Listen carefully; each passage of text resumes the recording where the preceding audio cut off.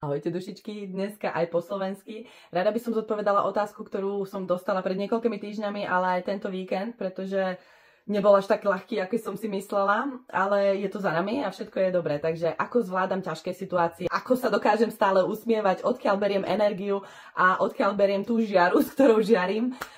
Tu sú 3 tipy. Prvý tip.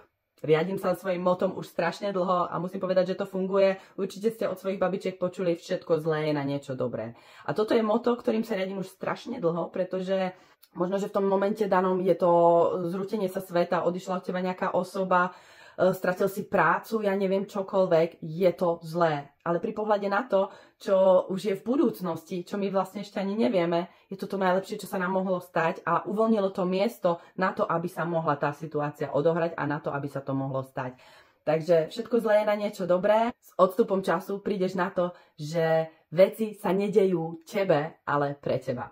Druhým bodom je Boh, univerzum.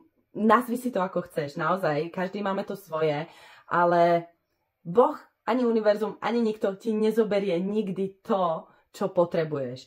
Nezoberie ti človeka, situáciu, prácu, čokoľvek, čo práve potrebuješ. Zoberie ti len veci, ktoré ti už neslúžia. Veci, ktoré ťa držia dole. A keď tieto veci odídu a ty pochopíš, tak príde nová energia, tak prídu noví ľudia, prídu nové možnosti, príde nová práca. Ale ty to musíš pochopiť a musíš tomu veriť. Musíš veriť tvojou myslou, musíš veriť tvojim srdcom a musíš veriť každou bunkou v tvojom tele, že všetko sa deje pre teba a nie tebe.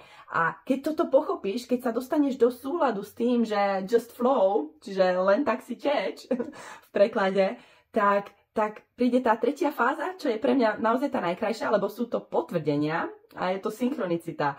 A čo to znamená synchronicita? Že napríklad vidíš rovnaké čísla 333, 444, 666, neviem proste. Alebo vidíš, pozrieš sa na telefón, na hodiny a vidíš tam stále rovnaké číslo 1111, 1313 a tak ďalej. Myslíš na nejakú osobu, myslíš na situáciu a ono sa to za niekoľko minút zmanifestuje.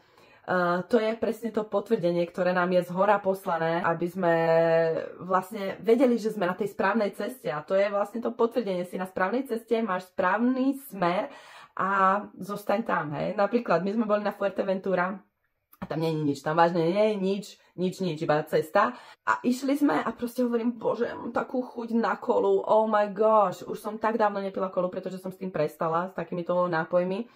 Ale tá chuť na to, OK, za 2 minútky, čo vidím? Nikde nič, iba velikánsky billboard, červený a biely napísané Coca-Cola. Takže to bolo pre mňa také potvrdenie, že áno, myslíš a ono to príde.